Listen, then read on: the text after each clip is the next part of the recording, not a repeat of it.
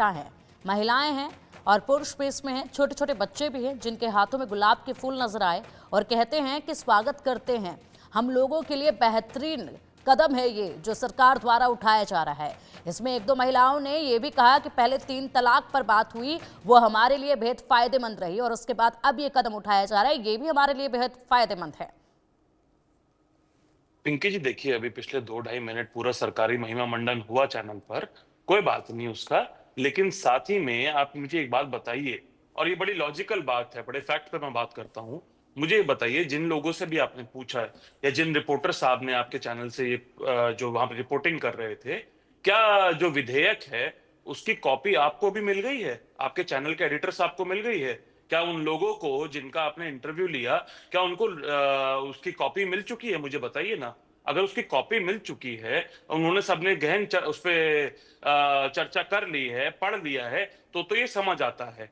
जब बिल आया नहीं, उस पर चर्चा नहीं हुई, तो इस तरह की रिपोर्टिंग का देखिए मेरे हिसाब से कोई मतलब नहीं है। आप करवाना चाहते हैं आप करवा लीजिए। मेरे मानने में देखिए, क्योंकि आपने बार बार मुझे इंटरप्ट किया और रत्नाकर जी को एक भी बार ईशान त्यागी जी, आप कह रहे हैं इस तरह की रिपोर्टिंग का कोई मतलब नहीं है। पहली बात तो आप नहीं बताइए कि न्यूज चैनल को किस तरह की रिपोर्टिंग करनी है और किस तरह की नहीं करनी है। और ईशान त्यागी जी जो आज चर्चा का विषय है पूरे देश भर में, ईशान त्यागी जी जो आज चर्चा का विषय है पूरे देश भर में, उस पर बात की गई है, उस पर राय ली गई है जनता से और राय ली जाती है, ये राय ली गई है। अब ये इसके समर्थन में राय आ रही है तो मिर्ची लग रही है। इसमें आप न्यूज चैनल को बता रहे काम कैसे किया जाएगा। ठीक है, आऊंगे आपके पास। फिलहाल और भी मेहमान हमारे साथ जुड़े हुए हैं। मनोज यादव जी, आपको चर्चा नहीं करनी तो मुझे बुलाया मत करिए। आपको चर्चा नहीं करनी, आपको सुनना नहीं तो है, आप काम मत बताइए हमें किस तरह की रिपोर्टिंग करनी है और किस तरह की रिपोर्टिंग नहीं करनी है। आपने विधेयक पढ़ लिया, हाँ या ना में जवाब दीजिए। आप काम नहीं बताएंगे किस तरह की रिपोर्टिंग करनी है, आप बात कीजिए। आप हमें ये मत बताइए, आप अपनी बातों को रखिए, ये मत बताइए कैसे रिपोर्टिंग करनी है। उस रिपोर्टिंग में कुछ भी गलत नहीं, आप कैसे कह सकते हैं किस तरह की रिपोर्टिंग करने का मतलब नहीं बनता है। अब आप बताएंगे, आगे बैठ जाइए न्यूज चैनल में, आप ही काम कर लीजिए। ठीक है मनोज यादव जी, बात रखिए अपनी। वोकलाट कांग्रेस की तो अभी से नजर आ रही है साफ साफ। मनोज यादव जी, आप विधेयक पढ़ा आपने कि नहीं पढ़ा? मनोज यादव जी अपनी बात रखिए। बिल्कुल बिल्कुल पिंकी जी, सबसे पहले समाजवादी पार्टी आज जो वक्फ बिल लेके आ रही है संशोधन करके, उसका विरोध करती है और सदन में भी विरोध करेगी और डिबेट में भी विरोध करेगी। विरोध के आप कहेंगे क्या तथ्य हैं, क्या कारण है? आपने रिपोर्टिंग दिखाई और कैमरामैन गए और वहां पे मोदी जी के समर्थन में पोस्टर लहरा रहे हैं। ये सारी बातें एक जगह है, लेकिन बहुत सारी जगहों पे विरोध भी हो रहा है। विरोध के प्रतिशत को अगर देखेंगे तो बड़ा है और समर्थन का प्रतिशत जो है कम है। किसी भी जगह पर, किसी भी पैनल में, किसी भी जगह पे, किसी भी सरकार में, किसी भी समाज में दो ही पहलू होते हैं, एक पक्ष का और एक विपक्ष का। मेरे ख्याल से मोदी जी के पक्ष में, वक्फ संशोधन बिल के पक्ष में कम लोग हैं और विरोध में ज्यादा लोग हैं।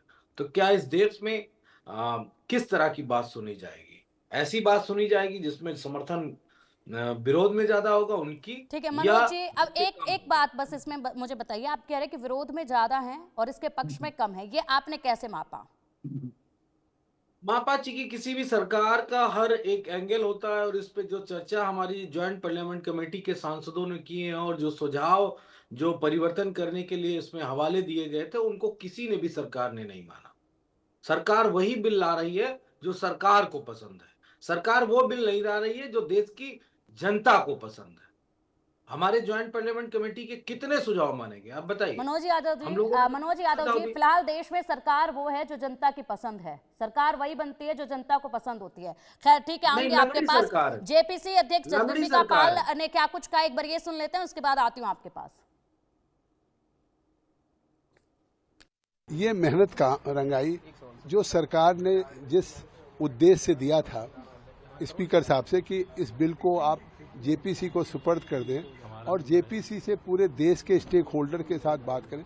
मैं आज कह सकता हूं कि जब हमने साउथ इंडिया का दौरा किया था और हम नॉर्थ इंडिया का दौरा नहीं कर पाए थे, उड़ीसा का, आसाम का, वेस्ट बंगाल का, यूपी बिहार का, तो एक दिन संसदीय कार्य मंत्री ने कहा, तो हमने कहा हम तो अपनी रिपोर्ट तैयार कर चुके हैं। उन्होंने कहा हमारी मंशा कि देश के सभी राज्यों में आप जाएं और सबसे आप स्टेक होल्डर से बात करें। तो आज वो हमारी जो 428 पेज की हमने रिपोर्ट दी, सभी स्टेक होल्डर्स के साथ, स्टेट गवर्नमेंट के ऑफिशियल के साथ, All India Muslim Personal Law Board, Jamiat Ulama या इस्लामिक स्कॉलर जितने लोग हैं इनके साथ किया। और रोज बैठकों में हमारे ओवैसी से लेकर के इमरान मसूद सब थे, और सबको करने के बाद आज उसको अमेंडेड फॉर्म में बिल लेकर के सरकार आ रही है। ये निश्चित तौर से एक ऐतिहासिक दिन है, क्योंकि 1995-2013 में जो एक संशोधन करके और जिस तरह से वक्फ को संविधान के ऊपर कर दिया गया था सेक्शन 40 में, तो आज वो आर्टिकल जो 14 का, आर्टिकल 19 का, आर्टिकल 300A का और आर्टिकल 21 का जो उल्लंघन था, आज उसको ठीक किया है। और आज इस चलिए रासबिहारी जी आपके पास आना चाहूंगी। तमाम प्रतिक्रियाएं आप सुन रहे हैं। मनोज यादव जी को भी आपने सुना है, ईशान त्यागी जी को आपने सुना, रत्नाकर जी को भी आपने सुना है, और इसी बीच हम लोगों ने ग्राउंड जीरो से जनता की रिपोर्ट भी पहुंचाई है, जनता की आवाज भी पहुंचाई है। जिस तरीके से मनोज यादव जी ने कहा कि ज्यादा लोग जो हैं इसके विरोध में हैं, कम लोग इसके पक्ष में हैं, और सरकार अपनी मनमर्जी का बिल जो है वो लाती रही है। ऐसे में शायद वो भूल रहे हैं कि 3 तलाक और CAA पर भी यहाँ पर विरोध विपक्ष ने ही किया था, लेकिन बावजूद उसके एक बार फिर से सत्ता में भारतीय जनता पार्टी ही आई। अगर इतने ही ज्यादा विरोध में इन बिलों के जनता होती तो दोबारा शायद भारतीय जनता पार्टी केंद्र में नहीं बैठी होती, कांग्रेस ही बैठी होती या फिर समाजवादी पार्टी बैठ गई होती, लेकिन जिसके कोई चांस नजर नहीं आते हैं। रासबिहारी जी नहीं, देखिए विधेयकों तो पहले भी, चाहे आर्टिकल 370 की बात हो, चाहे 3 तलाक की बात हो, चाहे CAA की बात हो, माहौल तो देश भर में यही बनाया गया था कि बहुत खिलाफ है। चाहे हम किसान आंदोलनों की बात करें, तब भी यही कहा जा रहा था कि किसान आंदोलन का बहुत असर पड़ेगा, हरियाणा में असर पड़ेगा, राजस्थान में असर पड़ेगा, यूपी में असर पड़ेगा, पर कितना असर पड़ा ये जनता ने देखा है। दूसरी बात है कि आप सच्चाई से भागकर अगर केवल भ्रम फैलाने के लिए कुछ भी बोल दें, आप कुछ एक वर्ग को तो भड़का सकते हैं, लेकिन जो लोग सच्चाई जानते हैं तो ये सब जानते हैं कि भाई वक्फ बोर्ड में जो कामकाज चल रहा था, वहां कितना भ्रष्टाचार था, वहां कितना भाई भतीजावाद था, नौकरी देने में भी पसंद नापसंद की बात थी, जो बैठा है उसका ही राज चलता था, गरीबों को कोई फायदा नहीं हो रहा था, कमजोर वर्गों को कोई फायदा नहीं हो रहा था। तो जिस तरह से 1955 के बिल में 1995 में जो संशोधन किए थे, मनमोहन सिंह की सरकार ने 1995 के संशोधनों को 2013 के संशोधनों में खत्म कर दिया। तो ये जरूरत महसूस की जा रही थी। दूसरा ये है कि जिस तरह से हम मीडिया में देखते थे, खबरें आ रही हैं, कोई भी अगर वक्फ ने अगर किसी के जमीन पर दावा कर दिया, किसी के मकान पर दावा कर दिया, तो वक्फ भी संपत्ति, आप तो कोर्ट भी नहीं जा सकते। अब आप जाइए वक्फ बोर्ड ट्रिब्यूनल में, और वहां क्या हालत है, 41,000 मुकदमे चल रहे हैं, जिसमें से केवल 9,000 मुकदमे ही मुस्लिमों द्वारा दायर किए, बाकी तो मुकदमे तो गैर मुस्लिमों द्वारा दायर किए गए थे। और वहां तो कोई जीत की किसी को उम्मीद भी नहीं लगती थी। अगर पारदर्शिता की बात लाई जा रही है और ये कहा जा रहा है कि हम उचित प्रबंधन करना चाहते हैं, तो करने दीजिए। आऊंगे आपके पास, लेकिन फिलहाल ईशान त्यागी जी भी कुछ कहना चाहते हैं, मनोज यादव जी भी कुछ कहना चाहते हैं, उनके पास भी आऊंगे, लेकिन उससे पहले कांग्रेस सांसद प्रमोद तिवारी ने क्या कुछ कहा है वो सुन लेते हैं। वक्फ बिल जो JPC में आया था, ज्वाइंट पार्लियामेंट्री कमेटी में, उसमें कमियां देखते हुए संपूर्ण विपक्ष ने कुछ संशोधन दिए थे और सरकार ने एक नहीं माना। अगर उसी स्वरूप में आएगा तो ये भारत के संविधान की मूल भावना के खिलाफ होगा, ये देश की एकता और अखंडता के खिलाफ होगा। शुरुआत हुई, अभी मुस्लिम वक्फ बोर्ड आया है, कल दूसरे अल्पसंख्यक भाई हमारे हैं, सिख हैं, जैन हैं, ईसाई हैं, इनके सबके खिलाफ भी आएगा।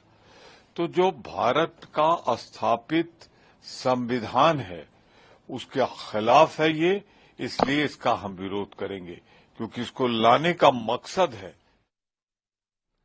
और मैं इतना साफ साफ कहना चाहता हूं कि देश हित में जो बिल ला रहे हैं, ये करोड़ों मुसलमानों ही नहीं बल्कि पूरा देश समर्थन करेगा।